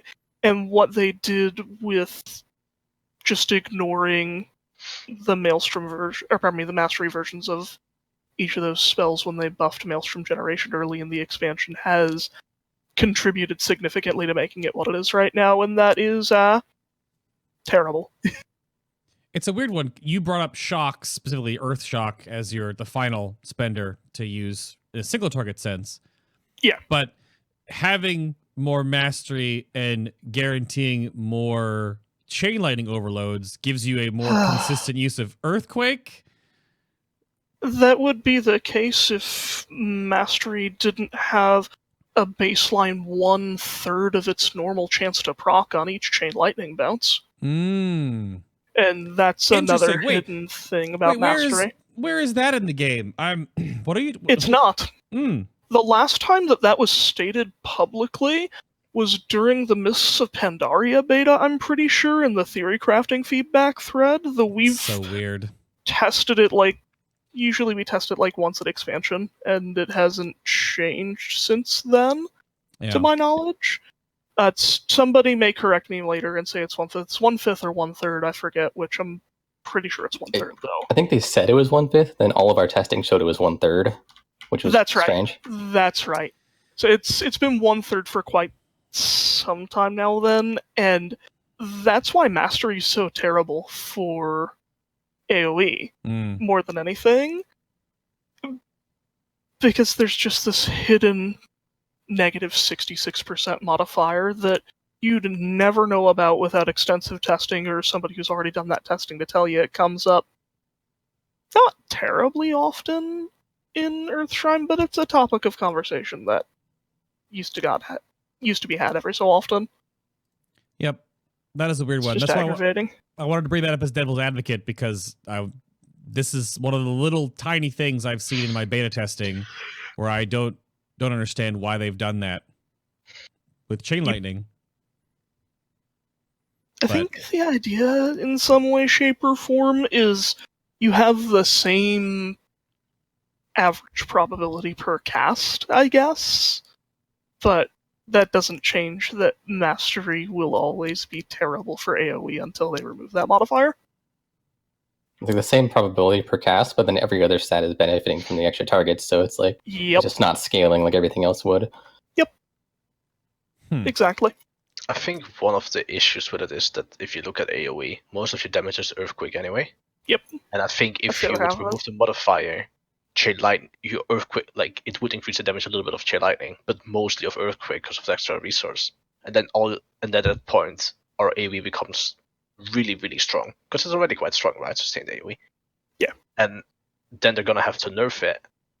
And then they're going to nerf both of the damage patterns most likely. Either that or Chain Lightning becomes too strong for Earth. It's just a weird thing. The other thing. I'm just kind of scared that Chain Lightning is just going to overpower, and then they're going to nerf Chain Lightning. It's going to be useless on 3 targets. Yeah. Because of the 5 target thing. There is one other thing with it too. Stormkeeper, the way that Stormkeeper as a baseline works is it effectively forces the baseline mastery chance for the spell it's empowered by to 100%. So you can't have, say, a Chain Lightning cast and then an additional mastery proc from one of those bounces. It's just the Stormkeeper overloads. Right. So Stormkeeper also devalues mastery a little bit in that way. There's a lot of weird things there. I think the biggest part to me in the communication that Blizzard puts out to the players is that I'm not having a problem with the fact that it exists. I just don't know why the tooltip can't just tell you. Say that?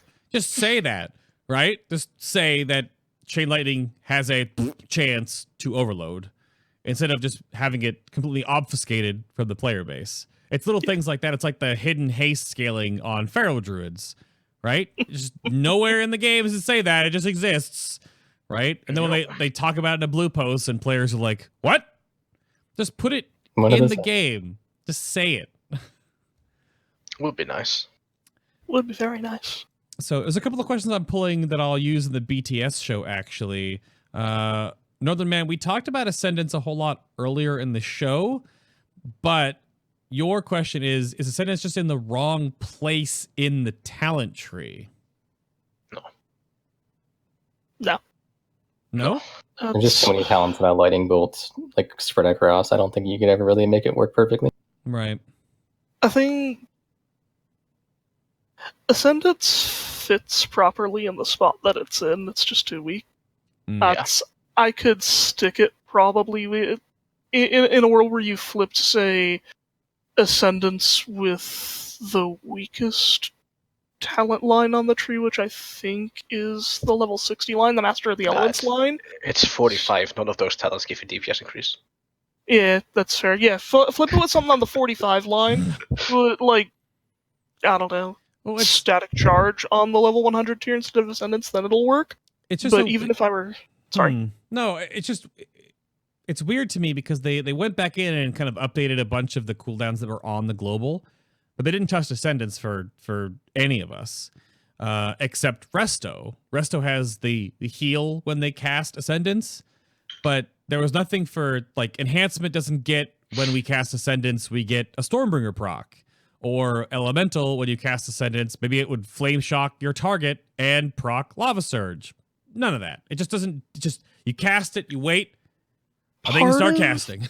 I think part of that for Resto was also that they nerfed a particular interaction Ascendance had with it at the time. With, I think it was Cloudburst Totem. So it was kind of a compensatory buff to the talent itself. Oh. A separate nerf. What kind for synergy they were removing. I think if you want Ascendance to work, personally at least, I would like to see a rework where it's just flat damage increase, cost while moving, and give it a haste increase, so you get to cost more, and then just tune the damage around. I would like it because I just want it to be a powerful 3-minute CD that feels good to press, and you can not have to wait 50 seconds for movement on this fight. You can just go back good, and it makes you feel powerful. Not just only in Lava Burst, also when you Earth Shock and whatnot. It just makes you feel powerful. I would like to see that and then try to tune that, rather than have this fiesta of what Ascendance is right now. All right. It's like too niche in what it does. Right. Yeah. Yep. Yeah. Well, we and you brought this up from the Warlock perspective as well, that Dark Glare itself is kind of like, but you can combine Dark Glare with Misery and a PowerPoint kind of like percentage multiplier cooldown at least makes that other one work properly. So, you brought up, Spirit Walker's Grace, kind of a deal. But here's a question that I was not told to put it in the show, but I'm going to do it anyway. Mostly because I need... Yeah, I know. You're fine. I don't. You don't? I haven't read the notes, to be honest. I just came home right before. That's fair. So, but Gist doesn't have to talk about this at all if he doesn't want to. I mean, that's okay. You're going to say it and I'm going to get on my soapbox. It's fine. How about the fact that Igneous Potential works for Resto Shaman? Oh, this is my topic. I like this. Last time I talked about it, I think it had to do with the aura, which double dipped or something. Yeah, that's exactly what it is. I think it's a good thing. I think it's a bit too busted, because I don't think a Resto Shaman should be able to do like 24 to 25k bust DPS with like an extra target. I think it's a bit too busted. But I think it's a good thing, because I like the idea, and I know that people in my guild agree with this. They like the idea that they can swap traits around or swap talents around and try and be a co-healer and actually pump DPS. Paladins have it with Glimmer, Disc Priests have it baseline, Holy Priests don't have it at all, Resto Druids can do Cat Affinity worst case. Everyone can kind of do it. But without traits, Resto Shaman can't. They can press the damage abilities and the hits like wet noodles, and they just cry that they lost mana, right? I like the idea. It's too busted. it could be even more busted if you get the correct trade things. Like you could maybe, if you could get triple Igneous Potential with triple Spouting, you run Ascendance, you're literally just a massive CD bot. Yeah. I think that might be a little bit too powerful. It's physically possible. It's more difficult to get than it is to get 3 Igneous, 3 Lava Shocks on Elemental. 2 of the pieces are PvP only, and the third is only available as an eye level 400 piece and a reward from the eye level 400 Darkshore cache. Oh gosh. I That did. is very rare. Yeah, so extraordinarily rare. So that's the only way to get 3 Igneous, 3 Spouting. Oh. So what you're telling me is that Celia's pushing 2200 rating soon. Yeah, pretty much. You can, yeah. There are 2 PvP pieces. I think it's the helm and the shoulders, if memory serves, that have Igneous and Spouting, and then the Kaldori Archer's chest, or whatever the heck it's called for Alliance. See, is if you're listening, Ken and Potter, get on it. I laugh, but I know that Cayna's not joking. I'm not joking. I'm PvP next week. So yeah. You poor man. I'm so sorry. Sorry about that. Most people don't even know like the ridiculous things that we do in the game. I already have like almost 6 characters 50 with 18 Paragon boxes ready for next patch. I'm not even 49 yet on my main. You hate to hear it. They haven't fixed that yet, but I'm waiting for the Paragon box thing to come through where they don't drop AP. I don't think they're gonna do that. I think they're just gonna do it like massive increase, and then the next AK that kicks in is gonna be the huge AK increase. If that makes sense. Yeah. So you stockpiling isn't gonna be as beneficial, but I don't know. We'll see. You might as well, right? Right now I'm kind of free anyway, so a man just farms Residium. That's true. The thing that I'm nervous about with IP Resto is they just straight up nerf Igneous Potential across the board without Sham saying said. anything to hit it. Yeah. And the problem, like Cayna said, is with the aura. It's for those of you that don't know, Restoration Shaman get I think it's a 76% increase to Lava Burst damage from their aura, and Igneous Potential, the damage you gain from it, also gains that 76% increase. So Igneous Potential is significantly stronger on Resto than it is on Elemental. You can, with the right gear set, you can get somewhere around like 112, 115k Lava Bursts on Cabal. Well, wait, with the debuff. I don't know if that's how the math is supposed to work. Does that mean that? So that means the flat damage that Igneous Potential adds to Lava Burst is not a base math aura plus this much from the talents or from the Azerite trait. It's adding that to the base amount that's then multiplied by the aura? Okay, so the aura buffs the spell by the percentage designated in the aura. Sure. Then, separately, you have Igneous Potential. Mm-hmm. The damage increase from Igneous Potential is also separately increased by the damage increase provided by this aura. Oh gosh. It seems like an oversight. The way that it works, I think, is that it's increasing the base damage of Lava Burst. Yes. So that's how it double dips in that way. So if they could just make it so that Igneous Potential isn't affected by Restoration's aura without ruining it for anything else, that's probably the best fix, because then it isn't completely busted like it is now, but it's still strong enough to use for those that want to use it. Right. Okay. Well, I'm just my biggest issue with it is I'm just scared for a fight where there's no healing but healing CDs, and you're just gonna end up running 6 healers with like 5 Resto Shamans that are just DPS because there's a second target available. Yep. And you're just gonna chain like Spouting, Spirit Link totems on every big AoE, and you're just gonna be like, ha ha ha ha, die bossy. Like, I don't know. There's just so many like exploitable things, and I think on a correct fight, that build is too powerful. mm-hmm. It ended up not being too powerful on Uu'nat because the general healing of Resto Shamans on that fight wasn't the biggest because it's so spread. But on a fight like Cayna, yeah, I could see you just running 2 Shamans, 6 healing, running 2 Shamans, and just running 2 Shamans with Igneous and just DPSing, and just dropping the CDs when they need it. Yeah. Sham, going to you on something. We'll change gears here a little bit. FAQ question. Which version of the Fist of Ra Den is your favorite? It's the blue one from the Balance of Power. I don't remember the sub quest that gave me that. It's such a pretty blue. It fits my transmog perfectly. How much more DPS does that give you? All of it. It's very specific to not only the quest, but to the color of it. I like that.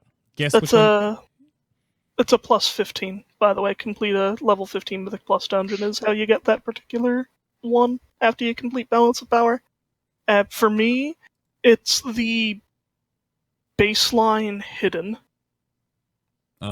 skin. It's I love, and you can actually see in the screenshots. It's probably my favorite set. There on my shaman is running the Antorus Mythic Shaman set with that artifact skin. Mm-hmm. Cayna, do you have a preference? I used the baseline. I only went to that Anvil thing to increase my Azeroth, not to change transmog. Classic That looks Cayna. pretty cool baseline, to be fair. Sorry. I use one transmog set, that's It's it. fine. You do. At least you're not. The thing is, do you have it transmugged over sword and board, or do you have it over a staff? I thought you. I'm not even kidding. I don't even know what I use right now. For weapon. I think I just use some random Sulazar weapon right now. I don't even know if I used it. I just use one transmog set with one weapon set. That's it. Ethereal had a question in chat about resources, and so Flame Shock does in a way generate a resource in the sort of proc of lava surges, but has the conversation ever come up about Flame Shock generating Maelstrom for ticks? Now that is part of the fire elemental. Yeah. I don't think it's needed. I think we already have too much funneling. At least with traits. Before Igneous, I actually thought about that a lot, and I wanted that. But with Igneous, I feel like Flame Shock is already rewarding enough. I don't think it's needed. I agree. And with lava, like right now, I think the best part of Shaman DPS is straight up funneling. And I don't think right now we need more funneling. If they end up nerfing Igneous and Lava Shock or whatever reasons, then yeah, it would be a nice, fun idea. It's one of, I guess, the things that I like about having Fire Elemental up is that extra Maelstrom generation, because it's, when you do it well, it's a tangible, noticeable thing. It feels good. But they'd need to give something to the Fire Elemental to keep it relevant and to keep it interesting if they moved that baseline. I wouldn't complain to see it baseline. When but Fire is up, Flame Shock CD is removed. There you go. Right there. I'm in favor. I just came up with that. Just right on the spot. Big brain game. Huge brain. This is an interesting one. This is kind of an aesthetic one. Does it feel weird to have a shield as a caster and never actually use it? Not true. The shield. Oh? Well, the shield gives armor. Sure. It's not a lot right now. I think there's barely any that had, but there used to be bosses that had huge physical AoEs, and plate uses for that fight were really good because it's physical damage, so armor reduces it. I always keep a shield around every single tier, just in case that fight occurs. And if you're doing like a world quest or something, or I guess it's more relevant to PvP, but you can actually block if you are auto attack. So if you like auto attack in melee, you can actually block with your shield and reduce melee damage. It's just the base 5% chance, I think, though, isn't it? Yeah. Mm-hmm. And it's small, yeah. I think you're almost better off just sitting in Ghost Wolf with Spirit Wolf and Back Spirit. Oh yeah, probably are. But can you auto attack in Ghost Wolf? You can do both. I don't think I can block in Ghost Wolf. I don't know. I've never actually tested that. Are we locking on? Bird locking on. Let's go, boys. Don't bring up auto attacking in Ghost Wolf as an enhancement main. They nerfed the fact that like Wind Fury and stuff can go off. Yeah. You can't bite, and I'm like, all the weapon procs go off. Come on. Feels bad, man. Your teeth are your That's weapons. So cool. Do you think we need Gust of Wind back?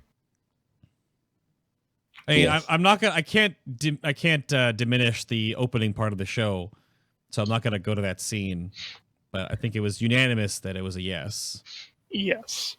Yes. Everyone wants it back. I never heard someone say they didn't. Yep. No. It's like wasn't we've even that eventually come around to please no, don't actually in give lightning every bolt way. back, but we want In every Gust. way, yeah. Like, the thing is, I don't understand why, because in every way it was quite shit. It had, like, you could get knocked during it, it wasn't, like, instant, it had a travel time, it wasn't even that high. It had a long CD, and it was a talent. But they were like, yeah, screw you. Mages have 2. It was like the worst burst Yeah. movement ability I out of all of them. I But we always lost it found a anyway. way to find that one corner that you could accidentally fall off a platform in. Mm-hmm. Yeah. That's Gul'dan. You'd just... We I called jumped them right off flying scenarios, shaman too. incidences. The cited still reason, I waiting. believe, that Blizzard said is that they wanted to make the certain sort of snappy movement abilities. That's why Druid lost Displacer Beast. Even though I don't know if Druids, some might miss it, but Tiger Dash is real good. But they wanted to make the blinky kind of and teleporty abilities, the Mage and the Warlock thing. And apparently Gust of Wind, even though you just like, So can we get Bottless It's- back alone? oh, boo. Ha! Oh, not touching that one. It's more, I think, kind of whenever they've addressed why they made the changes they did coming out of Mists of Pandaria that took abilities away from a lot of classes. Hmm. It's they keep saying that they don't want to add abilities to classes just for the sake of covering up weaknesses. And I'm sure that they felt like Gust of Wind when they went and reevaluated like things that classes had at the end of Legion. They felt like it was just there to cover up the fact that we don't have a burst movement ability, and that's meant to be one of Elemental's weaknesses on some list somewhere. Yeah, and they did shore it up in a different way with with Frost Shock now being sort of your castable while moving, and it does pretty okay. Obviously, you refresh your Flame Shock, or you drop your totems, or yeah. Yeah, but now There's I can't get there's stuff to do, but I sincerely believe that there's a huge difference between burst movements to being Yep. able to cast on the move. Yep. And Yeah. it's Agreed. generally due to fight designs. Right. Like on Uu'nat, I've been in so many like I would ditch Ghost Wolf instantly for a Gust of Wind back. I'd rather pre-plan my movement, make sure that I'm never out of position, than not have a burst movement ability. Mm-hmm. They I mean again, but the Ghost Wolf thing, they've shored that up a little bit. Once you get a little pack spirit going on with Spirit Wolf, it's pretty good.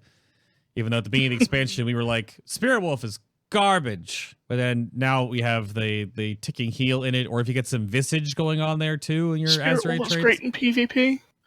Oh, it's hilarious. You can just run from people. The Yep. best part of Spirit Wolf so far in this expansion Can't has take been damage. the no slow thing. Even like on Uu'nat, it was super That's been useful a- when I had to do the storm ditching. Golden It's Ghost been a Wolf, Ghost you don't Wolf get thing slowed. for a while now. Yeah, you it's- can't be slowed it's below super good. normal movement speed. Yeah. Yep. Cahoon as well. Yeah. One trait in Pack Spirit was fantastic for Gahoon. Oh, that's so good. Yep. Very strong. Yep. So I had 2 others. I don't know if I want to bring up the contentious one. Maybe we'll do that in the BTS. But That's fine. the lastly, we kind of got over this, and this is a lot of the overall point of the show right now, is that Elemental is in a really good place, and the playstyle is fun, and there is some talent diversity therein, and hopefully they don't just nerf it to the ground. But what would you suggest as a way to bring Elemental down enough to be sort of in line, but not, oh my goodness, we're nerfed to the ground, Blizzard, please, why? And I don't know, Sham had something on this earlier. I don't know if you wanted to keep going on where you think the number should be moved around, or what you think they should do if they're going to do something in, say, 8.2. I obviously can't come up with like exact numbers. I don't have the data for that. Sure. But I think something along the lines of like Igneous Potential currently literally doubles the damage of Lava Burst. Maybe buff Lava Burst by 75% or something. Nerf Igneous by cut it in half, basically put it in line with other traits. And then nerf all of Ellie's damage by like 3 to 5%. And I don't know exactly where that would put us, but that would keep our playstyle, and you could nerf the aura lower and lower if you needed to put us in line. But the big thing here is nerf Igneous, but buff Lava Burst to go with it. So we can still play this enjoyable playstyle, still have our niche of funneling and stuff, and then also be put back in line and don't have this crazy OP trait that's completely out of line. Because right now, if you don't have 3 of those traits, you're like completely gimping yourself as a shaman. Right. Guess you have anything to add? I know you're chomping at the bit on this one too, maybe. No, I think that's the right approach to take. Okay. The playstyle right now is quite enjoyable, and I'd love to see them keep Master of the Elements as the strongest talent in its tier for a while to come, so that we can continue to enjoy what drives the playstyle. It's something I've seen a lot, at least kind of from the community as a whole, is when numbers are in the right place, there are a lot of other things that don't matter nearly as much, and when both numbers are in the right place and it's fun, Right. you're just sitting pretty. That's where we're at right now, and we need to get scaled back a little bit. I think Sham's on the right track, though, for the direction that I'd like to see that take. My only caveat to this, and this is for the sake of me ever playing something that is blue in the raids for World First, is if Ellie is equal to other classes, Elemental is useless. As the utility that the class brings, unless it's really quick target swap, like let's say Simon's on Stormwall Blockade were a huge issue, Yep. then you could bring it. But Or other than, Theramathrus. and maybe with funneling stuff, you could bring it. Or Fire Monsters, exactly like you brought up. But in any other situation, the spec is just, it doesn't bring anything. If it's not the strongest DPS, what does Elemental do? Well, it sits there, cries until Enk is useful. Every 30 minutes.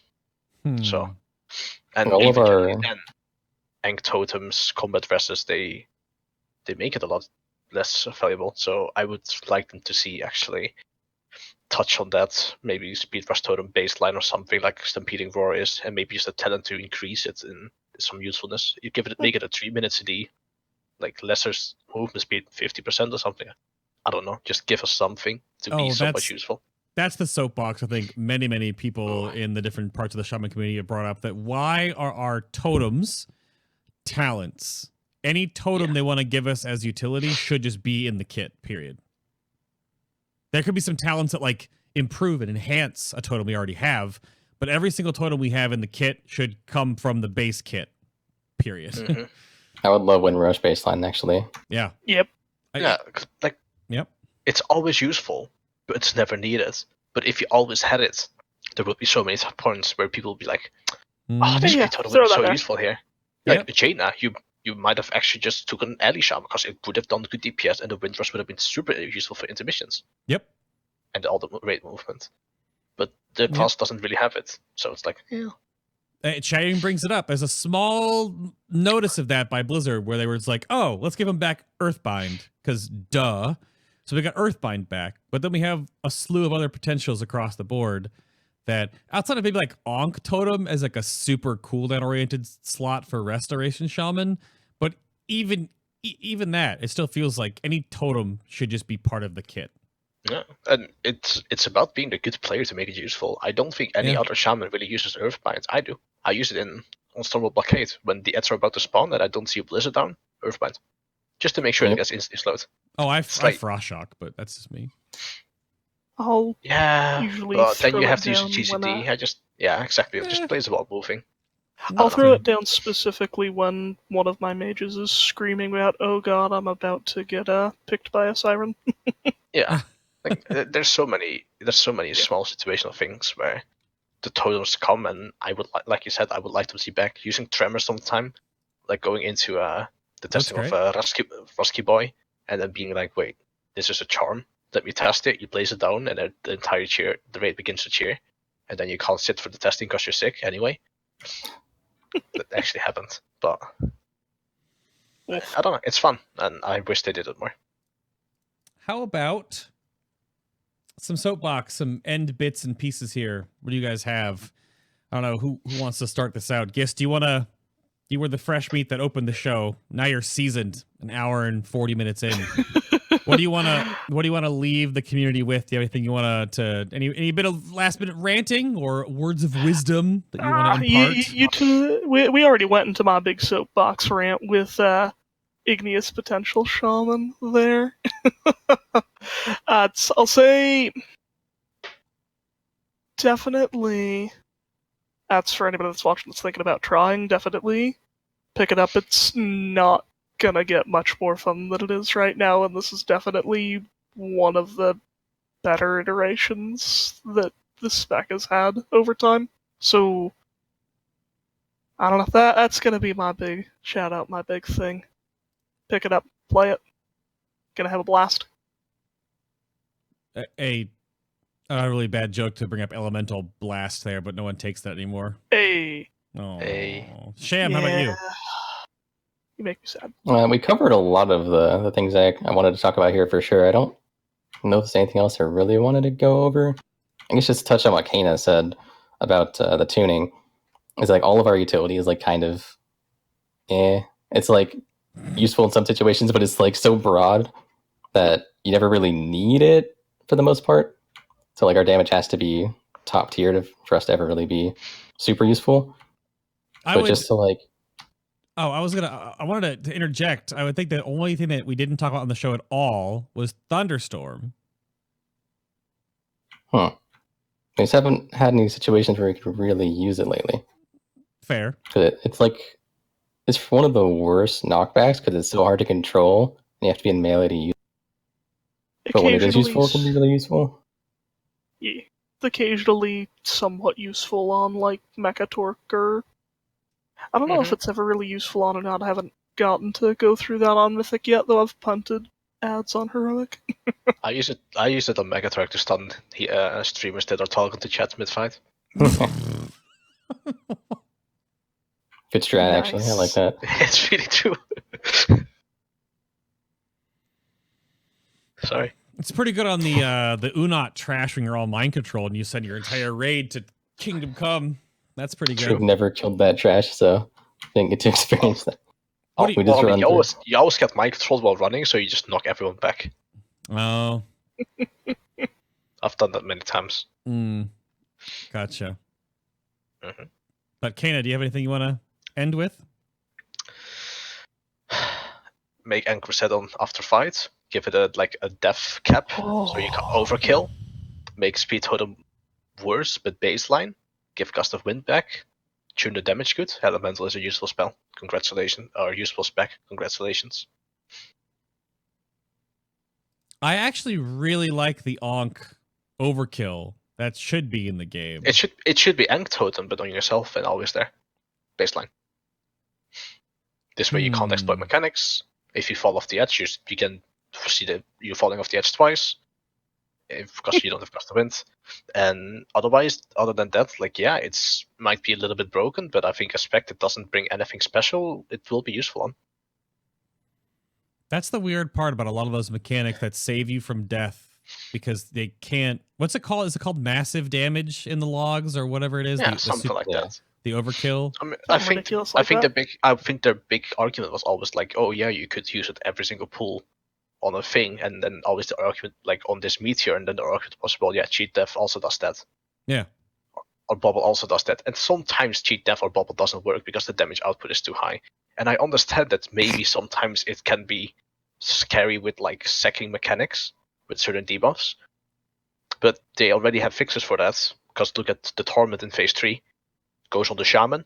Haha, I'm gonna Ank. You come back alive. Oh, PP hands, I'm dead again. Doesn't work sadly enough. So I mean, they have fixes for that anyway.